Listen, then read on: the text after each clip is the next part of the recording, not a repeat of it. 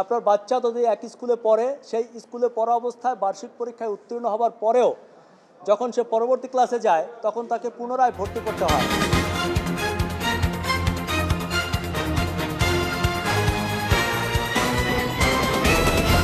আপনারা জানেন যে আমরা গত 25/1/2026 জনস্বার্থে বাংলাদেশ আইন ও অধিকার এইড এর পক্ষ থেকে একটি রিট করেছিলাম মহামান্য হাইকোর্টে, যেখানে আমরা বলেছিলাম যে প্রতি বছর বাচ্চাদের পুনর্ভর্তি, অর্থাৎ আপনার বাচ্চা যদি এক স্কুলে পড়ে, সেই স্কুলে পড়া অবস্থায় বার্ষিক পরীক্ষায় উত্তীর্ণ হবার পরেও যখন সে পরবর্তী ক্লাসে যায় তখন তাকে পুনরায় ভর্তি করতে হয় এবং সেই পুনর্ভর্তি ফি বাবদ প্রায় 10,000 কোটি টাকা প্রতি বছর নেওয়া হয়।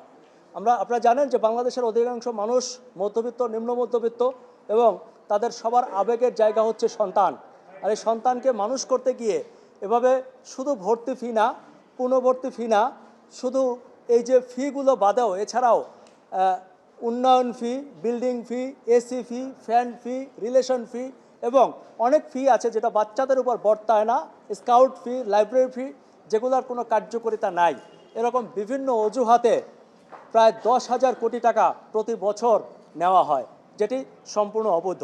সেটি বন্ধ করার জন্য আমরা মহামান্য হাইকোর্টে রিট করেছিলাম, যে রিটে আমরা শিক্ষা মন্ত্রণালয়ের সচিব, উপসচিব, সহকারী সচিব এবং প্রাথমিক ও গণশিক্ষা মন্ত্রণালয় এবং মাধ্যমিক ও উচ্চ মাধ্যমিক শিক্ষা বোর্ডের পরিচালককে আমরা বিবাদী করেছিলাম। তাদেরকে মহামান্য হাইকোর্ট নোটিশ পাঠিয়েছিল। সরকারের পক্ষ থেকে, মন্ত্রণালয়ের পক্ষ থেকে আমাদের সাথেও যোগাযোগ করা হয়েছিল। আমরা আপনাদেরকে জানাতে চাই যে আমরা রিটে যা যা চেয়েছিলাম সেটি সরকার একটি প্রজ্ঞাপন আকারে দিয়েছে, যেটি আমরা গতকালকে হাতে পেয়েছি। এই প্রজ্ঞাপনটির নাম হচ্ছে শিক্ষা প্রতিষ্ঠানের আর্থিক স্বচ্ছতা ও জবাবদিহিতা সংক্রান্ত নীতিমালা 2026।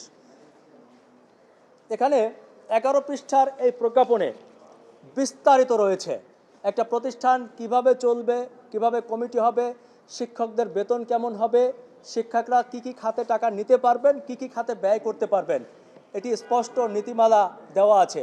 শিক্ষা প্রতিষ্ঠানের যদি গ্রামে হয় সেটির বেতন কত হবে, যদি মফস্বলের কোনো শহরে হয় কত হবে, যদি সিটি কর্পোরেশনে হয় কত হবে, যদি ঢাকা চট্টগ্রাম হয় তাহলে বেতন কত হবে, সেটিও এখানে নির্দেশনা দেওয়া আছে। শুধু তাই না, আপনাদেরকে একটু যদি একটা লাইন পড়ে শোনাই, এখানে 5-এর ধারায় সরকার স্পষ্ট ঘোষণা করেছে কোনো প্রতিষ্ঠানে ভর্তিরত কোনো শিক্ষার্থীর নিকট থেকে কোনো ক্রমেই পুনর্ভর্তি ফি নেওয়া যাবে না। তবে টিউশন ফি নীতিমালা অনুযায়ী টিউশন ফি গ্রহণ করা যাবে। এই টিউশন ফি বলতে বোঝানো হয়েছে প্রতি মাসে আমরা যে বেতনটি দেই। আমাকে অনেকে বলছেন যে এই যে সরকার স্বচ্ছতা জবাবদিহিতা একটা নীতিমালা করলো, এটি কি সবাই মানবে? সরকারও সেটি ধারণা করেছিল যে এটি সবাই মানবে কি মানবে না, যার কারণে ভিতরে আরও কিছু কঠোর নিষেধাজ্ঞা দেওয়া আছে। এই রিটে স্পষ্ট উল্লেখ করা আছে, এই নীতিমালা কেউ যদি না মানে, কোনো প্রতিষ্ঠান না মানে, তাহলে প্রধান শিক্ষককে বরখাস্ত করা হবে এবং এই বিভিন্ন অজুহাতে ফির সাথে যারা জড়িত প্রত্যেককে জবাবদিহিতার আওতায় আনা হবে এবং আইনগত ব্যবস্থা গ্রহণ করা হবে। এটি একটি কঠোর নির্দেশনা। আর এখানে জি জি জি জি জি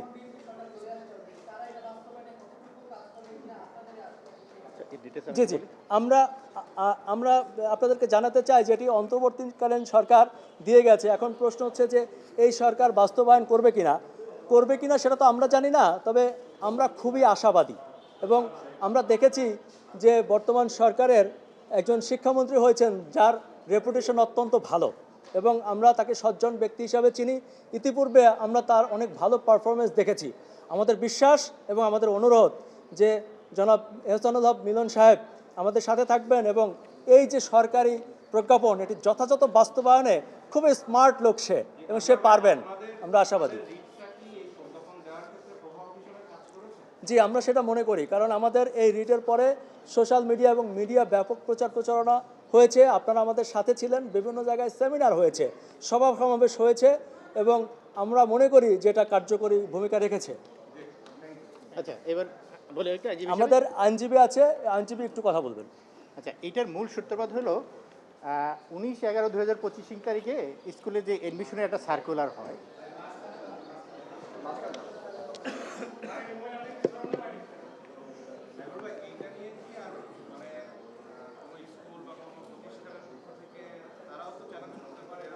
হতে পারে তাহলে স্কুলে ভর্তির জন্য একটা সার্কুলার হয়।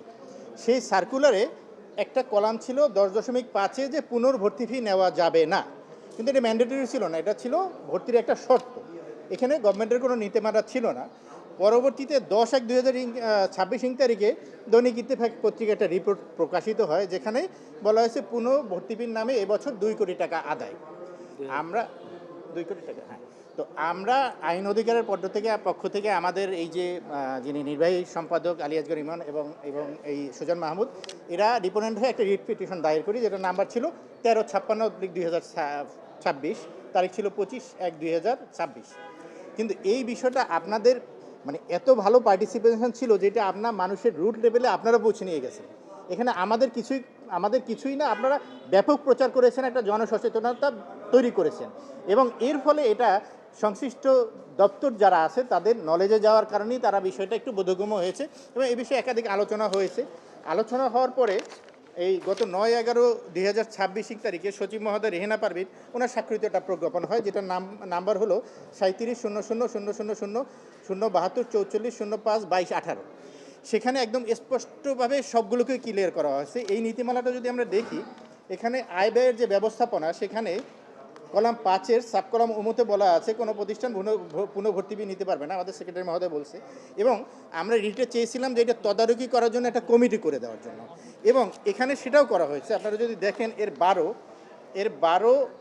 12তে যে দফাটা আছে, সেই দফার আপনার 4-এ টিউশন ফি ও সেশন চার্জ আদায়ের উপকমিটি, টিউশন ফি এবং সেশন চার্জ আদায়ের উপকমিটি, এখানে বলা আছে বেসরকারি শিক্ষা প্রতিষ্ঠান কর্তৃক প্রতিষ্ঠিত 3 জন সিনিয়র শিক্ষক সমন্বয়ে টিউশন ফি এবং সেশন চার্জ আদায়ের উপকমিটি প্রতি পঞ্জিকা বার্ষিকীতে গঠন করা হবে।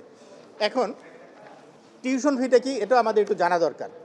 আমরা দেখি ভর্তির সময় সেখানে সেশন চার্জ ধরা হয়, আরও আনুষঙ্গিক অনেক চার্জ ধরা হয়, কিন্তু এগুলো সম্পূর্ণ অবৈধ। টিউশন ফিটা হলো বেসরকারি বিদ্যালয়গুলোর যেটা বেতন, তারা প্রতি মাসে যে বেতনটা নেয় সেটাই হলো টিউশন ফি।